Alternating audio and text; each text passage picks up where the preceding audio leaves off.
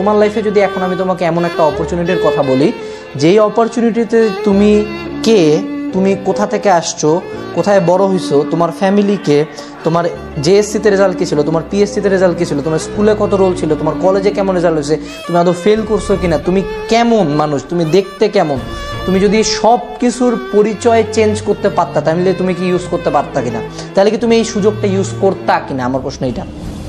তোমার যদি উত্তর হ্যাঁ হয় তাহলে সেই সুযোগটা হলো অ্যাডমিশন। ট্রাস্ট মি, বাকি সব পয়েন্ট বাদ দাও, তুমি তোমার শিক্ষাগত যোগ্যতা যদি একবারে চেঞ্জ করে ফেলতে চাও, দ্যাট চান্স ইজ অ্যাডমিশন। তুমি যদি ভালো একটা ভার্সিটিতে চান্স পাইতে চাও, ভালো একটা ভার্সিটিতে চান্স পাও, হোক বুয়েট, হোক মেডিকেল, হোক ঢাবি, হোক রাবি, হোক জাবি, হোক প্রাইভেট, তোমার যেইটাই টার্গেট হোক না কেন, তোমার যেইটাই টার্গেট হোক না কেন ম্যাম, তুমি যদি তোমার কাঙ্ক্ষিত ভার্সিটিতে চান্স পাও, from that day till the next 4 years, যেদিন পর্যন্ত তুমি ওই ভার্সিটির সার্টিফিকেট নিয়ে ভার্সিটির গেট দিয়ে বের না হইলা, সেই দিন পর্যন্ত তোমার পরিচয়ে তোমার ভার্সিটি। এর সত্য কথা, এ তুমি ডিনাই করতে পারবে না।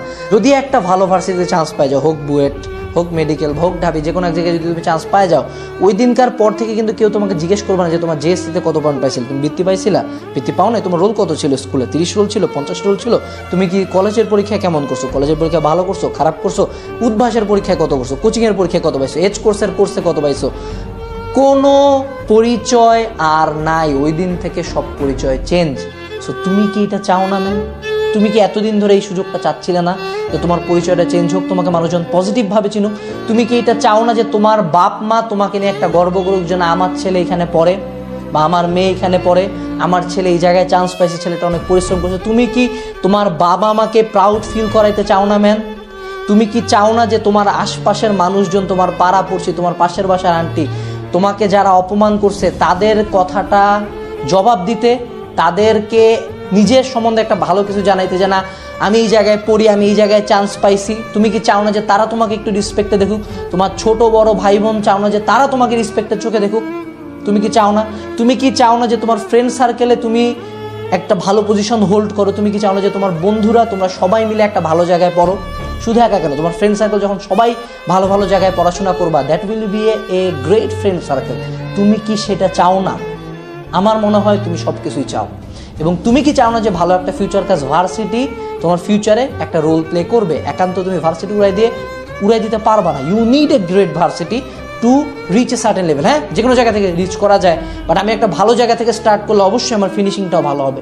তুমি কি সেটা চাও না? তো তোমার এই অ্যাডমিশন সিজনে 3 মাস বা 4 মাস আল্লাহ তোমাকে দেয় বাংলাদেশের মতো একটা জায়গায় নিজের পরিচয়টা চেঞ্জ করার জন্য, নিজের পাসটা পরিবর্তন করার জন্য। এই সুযোগ লাইফে হাতে গোনা কয়েকবার আসে এবং সবচেয়ে বড় সুযোগ হলো এইটা। এই পরিচয়টা তোমাকে লাইফে সারা জীবন বহন করতে হবে। So use this time. 3 থেকে 4 মাস নেন, just only 3 months to 4 months, just 120 দিন বা 90 দিন, জাস্ট 90 দিন তুমি যদি পড়াশোনা করো, তুমি যদি পরিশ্রম করো, তুমি যদি সর্বোচ্চ এফোর্টটা নিজের দাও, তুমি এত কিছু চেঞ্জ করতে পারতেছো। What stopping you? তোমাকে থামাচ্ছে কে? তোমাকে থামানোর কেউ নেই, তুমি একা এখানে। তোমার সাথে উপরে আল্লাহ, নিচে তুমি, আর কেউ নাই।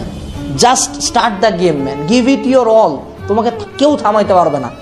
জাস্ট এইটা ইনশিওর করো যে অ্যাডমিশন টাইমে তোমার যতটুকু পড়ার কথা তুমি তার সর্বোচ্চটা পড়তেছো। তুমি তোমার 100% জানো না, তোমার 100% তোমার কল্পনার বাইরেও শক্তিশালী। You are stronger than you think, you are more talented than you think, you deserve more. তুমি পারবা, ডোন্ট গিভ আপ। জার্নিটা খুব টাফ হবে, এই 3 মাস খুব টাফ, কিন্তু দেখতে দেখতেই চলে যাবে।